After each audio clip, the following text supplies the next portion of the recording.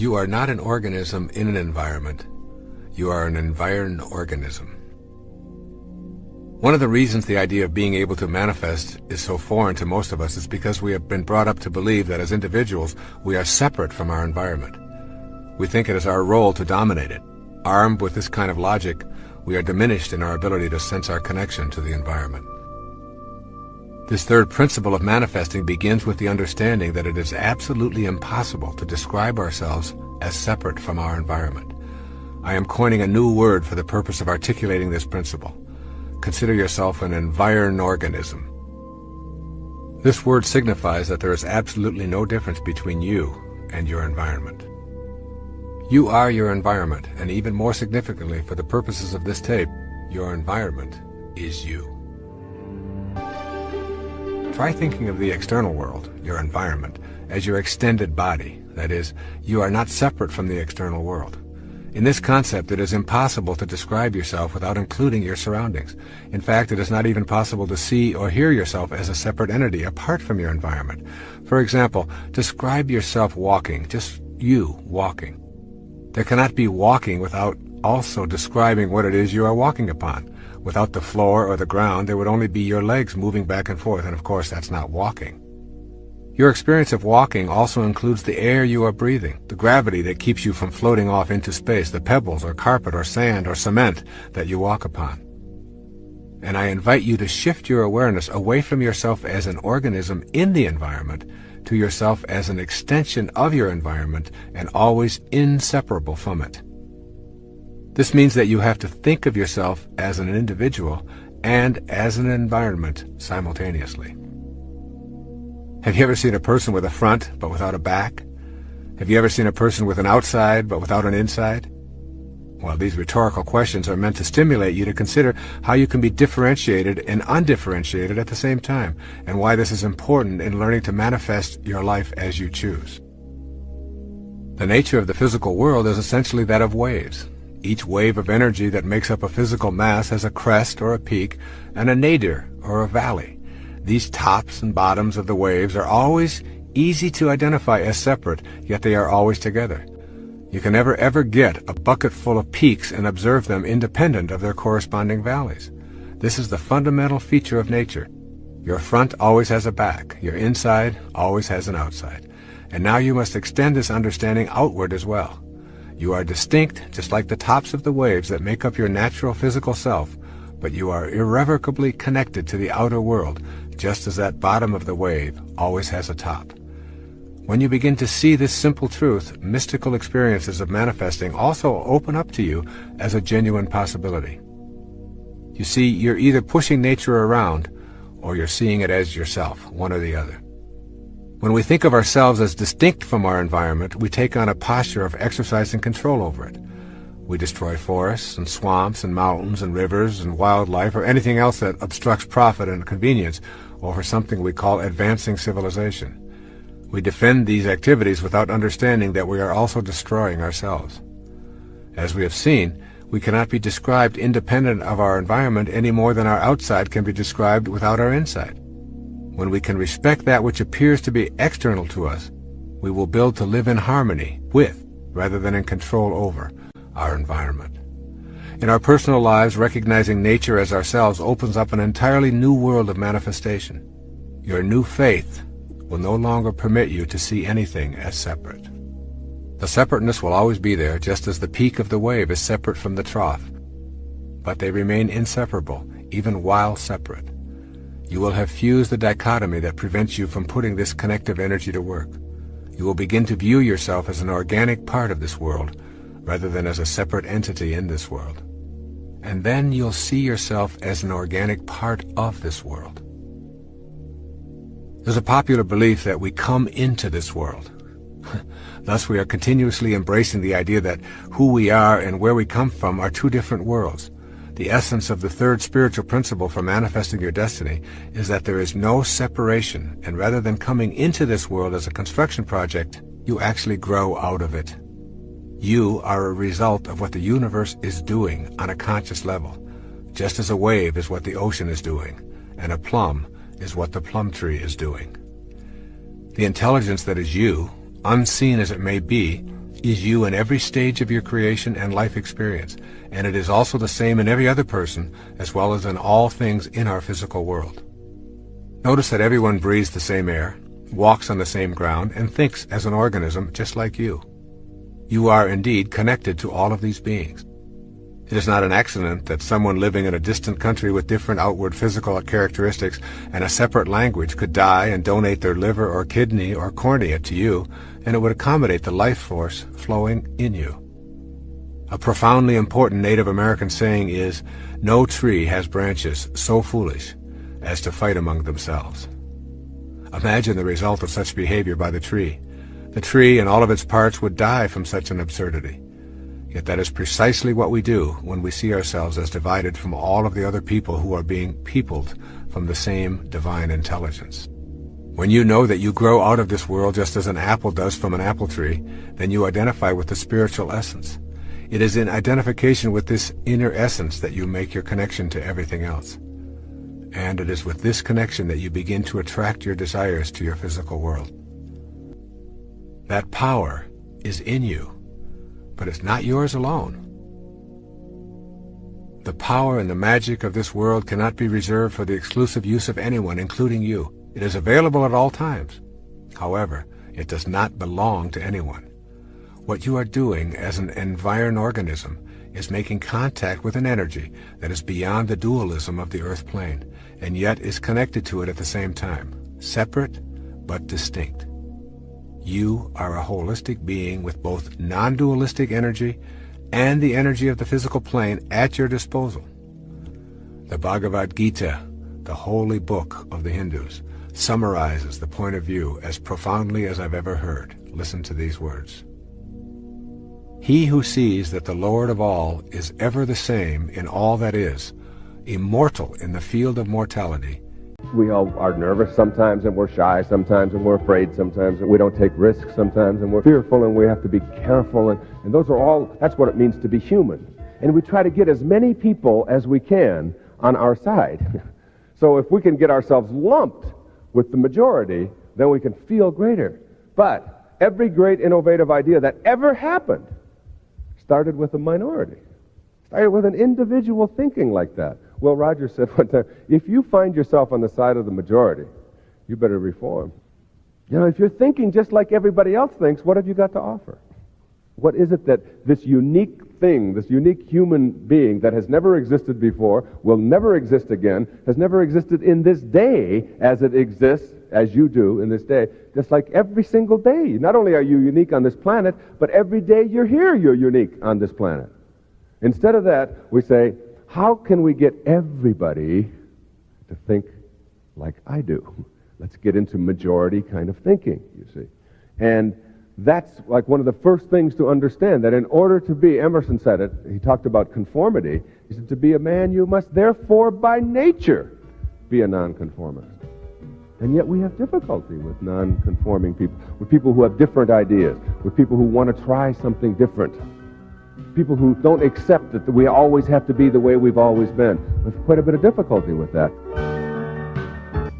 Most human beings use about 1/100th of their potential within their brains that it's capable of using. And every time we see somebody who is able to do things that seem so phenomenal, instantly we say, well, that's a weird person, or that's a freak, they must be faking it, or whatever. When there are places in the world where people don't even think pain, they don't even have words. There are some cultures, particularly in Eastern philosophies, where pain itself is not even a part of their vocabulary. They don't even invent words for that because they train themselves not to think in ways that are going to be immobilizing and depressing and so on. And I would work on this when I was working with people early in my career. And one of the greatest things that you can learn in your life is the understanding that as you go through your life, even the people who love you the most are not going to approve of you half of the time. Somebody says, you're a nerd. Terrible thing. I mean, one of the things you have a choice. You say, oh my God, they know. They've discovered it already. And you act like a neurotic. You have that choice. You have other choices as well. The choice to ignore that. The choice to say that's somebody else's opinion. If somebody says to me, Wayne Dyer, I don't like your books. Well, I expect that when you say something in public, when you talk to a lot of people, when you write something, that there are going to be a lot of people who aren't going to like what you say. One of the highest levels, one of the highest places you can get to in your life is a place called being independent of the good opinion of other people. Not necessarily needing everyone to approve of you all of the time. And we ought to have a lot of people out there who understand that, so that when they go through their lives and they run into disapproval, that instead of becoming depressed about that, that you understand that that's a condition. That's what it means to be a human being. I'm saying don't become immobilized ever by what anybody else thinks of you. And when you do, understand that all you are doing is saying your opinion of me is more important than my own opinion of myself. Every time you're down. Every time you're down. That you are making other people's opinions of you more important. Now, a great misinterpretation there is that somehow this is a selfish philosophy. Believe me, there's nothing selfish in that. One of the simplest learnings that all children seem to understand, the very simple understanding that you can't give away what you don't have. You can't give away what you don't have, obviously. You can't give away $100 if you don't have it. You can't give away love for others if you don't have it for yourself. You can't give away success if you don't have it for yourself. You can't love another human being at all if you don't love yourself first. And think of yourself as a worthy person. So that if you want to be a great altruist, a philanthropist, somebody who loves everybody in the world, then you've got to get your own house in order. And that's all I'm saying. Get your own house in order. Your own self in order, so that you can become one of those people that have transcended, who have gone beyond simply worrying about how they're going to cope with their lives. It mystifies me sometimes. We all have this little child within us, and all little children know how to be happy. All little children know how to be self-actualized, fully functioning, creatively alive. They know how to enjoy their lives. And then somehow they lose it somewhere along the way. And as we get to be adults, we forget what we had. It's the whole theory of whether a glass is half full or half empty. I mean, it's always half full to me. Always half full. If you believe that it's half empty, it's the same thing as saying people are basically evil. And that's a basis for a big theory in psychology. That's what psychoanalytic theory is really basically all about, is that each one of us have an id somewhere within us, and that's an untamed monster. That's something that we have to watch out for, and it will capture us, and it'll destroy us, and it's that all of us have this evil creature residing within us. I can't buy that. I just can't buy that. I look at little children and the way they are, I don't see it. I refuse to think that, even though I know that there are people who behave in evil ways. I believe basically that within each one of us is a reservoir of love and beauty and appreciation and so on, and that we've often lost it in the name of trying to get ahead of the other guy or trying to be successful or whatever. People who know how to enjoy their lives are never a burden to anybody else. They just want to be left alone. Just quit bugging me. Don't always be looking over your shoulder. Don't be monitoring everything that I do. Stop telling me how to live. Stop telling me what to do. Stop trying to live your life through me. Highly functioning people know how to live their lives, and they're never a burden to anybody. At any given moment in your life, you are choosing between two pictures or evaluations of yourself. Your choices include the one offered by your soul or the higher self, which I think of as the voice of God, and the one offered by the ego, or your false idea of yourself. You decide how you view yourself and how you view others as well. Essentially, you accept either ego's picture of yourself and others, or that of your higher spiritual self. In every moment of your life, you have the option to choose peace for yourself. The ego wants you in a constant state of agitation to keep you from embracing your higher self. It convinces you that if you are not always on edge, you can't grow. But you must keep in mind that experiencing this inner turmoil is a choice that you have made by allowing your false self to dominate your life. When you make the choice for peace, you are literally allowing God into your life. Learning how to specifically allow the higher part of yourself, rather than your lower identities, to be in control of your life. We all long for the peacefulness of being without turmoil and angst. There is a feeling of an inner glow when we know that we are on course, on our sacred path. So why do we so frequently choose the opposite emotions and thoughts and inner beliefs which agitate our minds and cloud our perceptions and distort our relationships? You need to carefully examine your choices that block your experience of peace, of God. Just knowing that peace is always an alternative is a significant awakening. These tools will help to tame the ego when it demands that you pursue separateness or specialness. Replacing the turmoil that you so often choose is then a simple matter of allowing your higher self to take over in any situation where you are about to allow turmoil to enter. Your ego will push you in the direction of the fight, away from peace. You must be ready to see it as it is about to happen and invite your higher self to send your ego a not wanted right now message. I'm fond of this A Course in Miracles quotation concerning ego replacement. You will not find peace except the peace of God. Accept this fact and save yourself the agony of yet more bitter disappointment, bleak despair and doubt. Seek you no further. There is nothing else for you to find except the peace of God. When you have an absence of peace at any time in your life, know that your ego, the false idea of yourself, is what's really responsible. Keeping in mind that every thought has a physical counterpart, you can see that an ego-produced constant state of tension that comes with proving yourself, hurrying, chattering, worrying, chasing, acquiring, and competing also involves tension in the body. High blood pressure, ulcers, skin disorders, headaches, back pain, and even more serious ailments such as cancer, strokes, and liver disorders are the payoffs for the dominance of the ego. These disorders manifest because you allow ego to create turmoil to avoid the peace that is found within.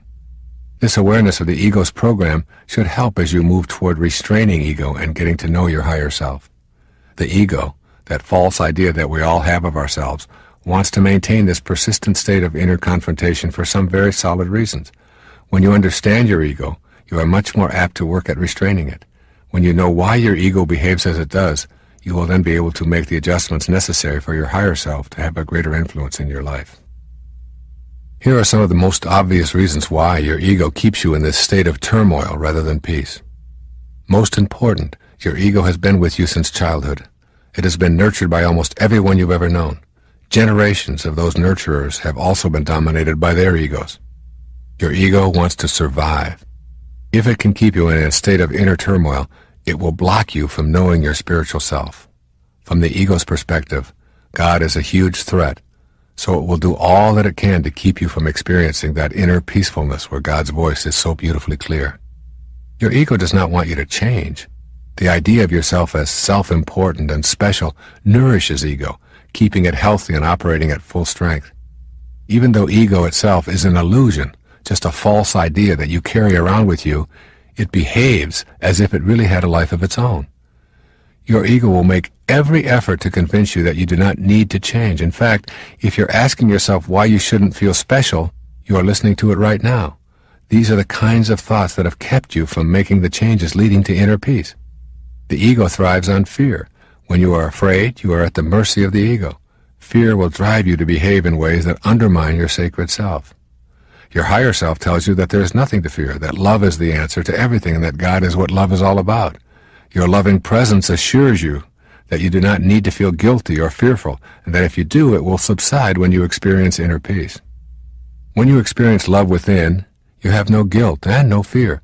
You know that everything you are experiencing is in order, including your woes, which are your greatest teachers, and the death of your body, which is ordained for all the world of the manifest.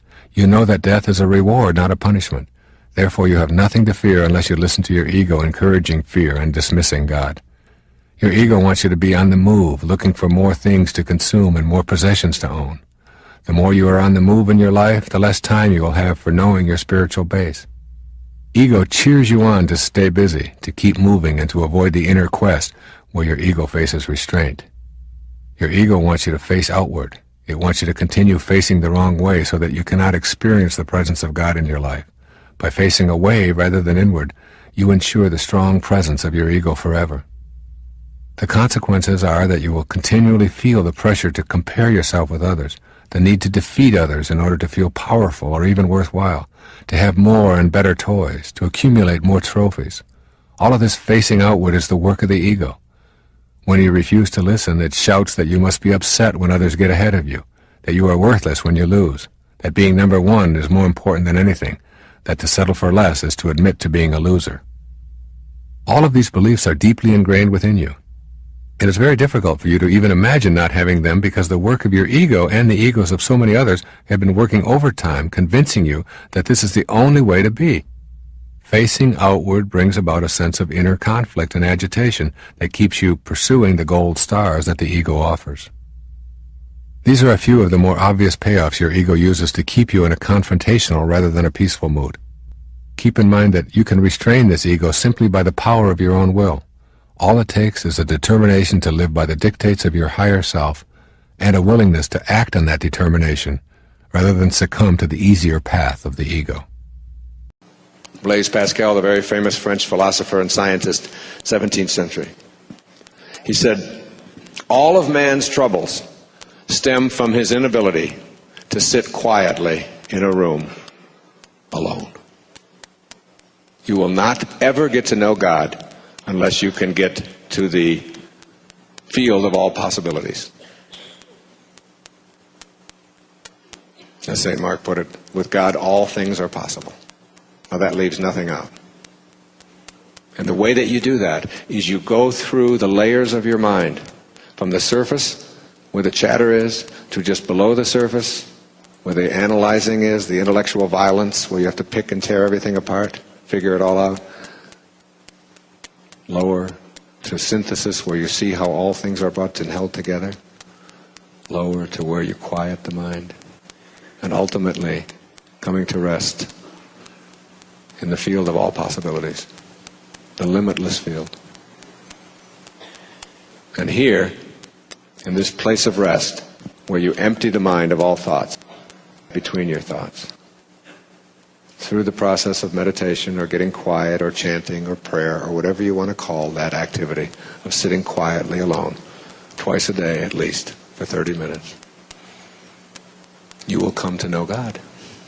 You will find in that field of all possibilities that nothing at all is impossible. Nothing.